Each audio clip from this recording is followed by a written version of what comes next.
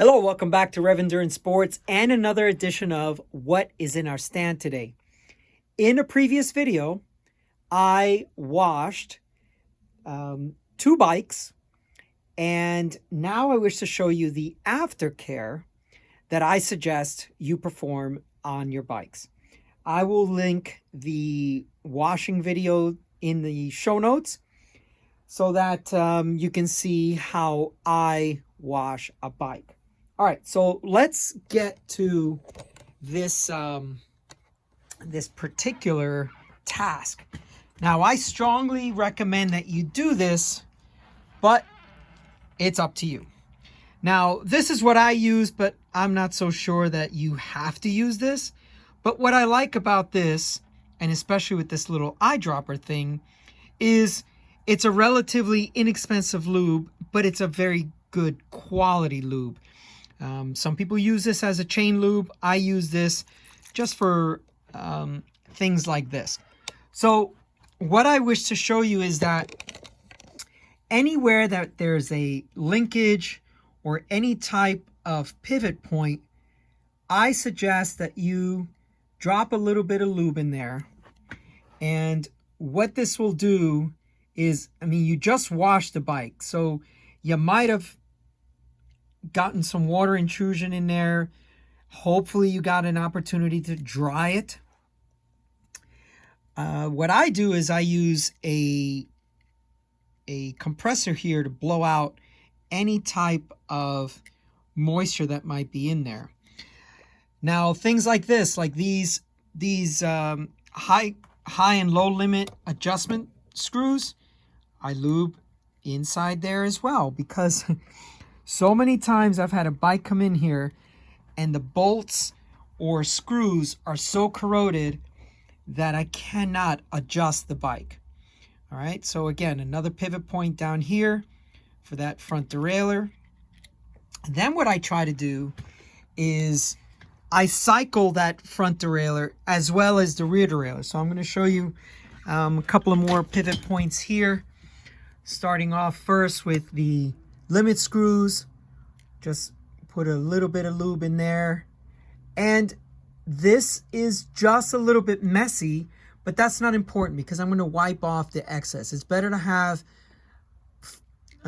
lube kind of not rushing, but actually getting into the spot where you want it, and then you just wipe off the excess.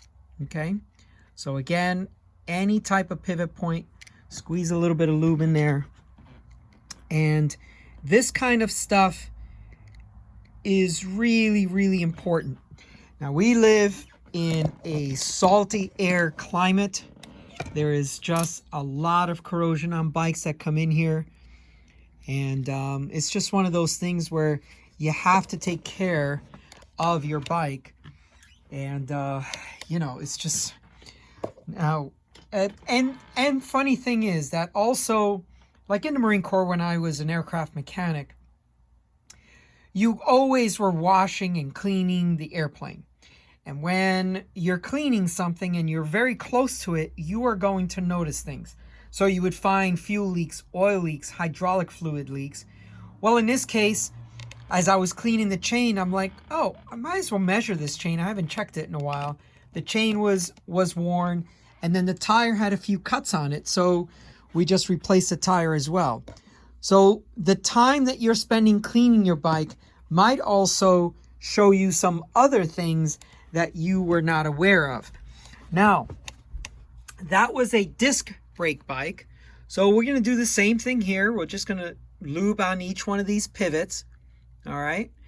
And as I mentioned before, I will now cycle, notice what I did there.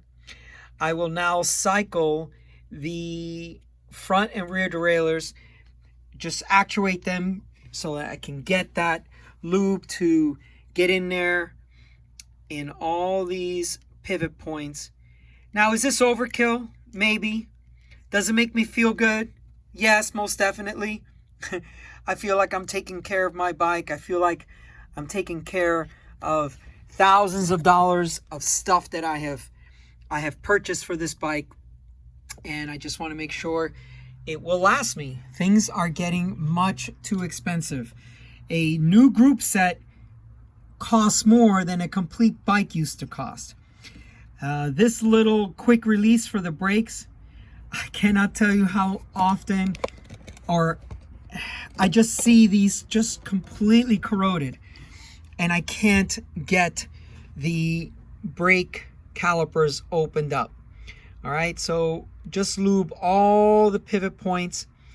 And then one other thing that I wish to show you, it's not as important with anodized nipples, I don't think, but I've mentioned before that the nipples on your wheels should be lubed. Now, I'm trying to get this to focus in. I apologize if it doesn't. But all you need to do is just put a little bit of lube on there, and you can wipe off the excess later. But that's it. It's not that difficult. And, you know, whatever lube you have at the house. I told a story to my business neighbor the other day. I didn't have any lube at the house. I had narrowed down the troubleshooting to a squeaky front derailleur. I'm sorry, a squeaky front skewer. And I'm like, okay, that's the noise that I'm hearing every time I'm up out of the saddle and climbing. And I didn't have anything else. And I remember some old wives' tale about someone testing olive oil as a chain lube. And I'm like, well, it's got a pretty high heat tolerance, so it's got to be good for just friction of a front skewer. And so I put a little bit of olive oil on the skewer mechanism, and that quieted it down, which is pretty crazy, right? Okay, so wash your bike, get it nice and clean, dry it as best as possible. I have a compressor here that I blow out all the moisture. But if you don't have that, then hopefully have, someone made a comment about they have a warm basement. That's awesome. I have sunshine outside, so I leave the bike outside under the sun and get that to dry up. And then I go back and I lube everything just as I showed you here, lube the chain, all that kind of stuff. I know that this seems like a lot of work, but it's only elbow grease that you are spending at the time when you do this. If you let things corrode when you get to the bike shop, or if you do your own service at home, things will start to corrode, and that's going to cost you money to replace them. Or they will break under load. I had a front derailleur in here. One of the parts of the cage were so corroded that I think another 20, 30 shifts and that thing would have just fallen apart. So please take care of your bike. Please tell your other friends, hey, look, I saw this great video. This guy washed the bike and then he lubed it afterwards. Hey, check this out. Please share my videos. I want this channel to continue to grow, but I need your help. Okay, if you have not subscribed and you're finding value out of this content, please subscribe. It doesn't cost you anything, but it means the world to me. Please like and subscribe, and we'll see you up the road.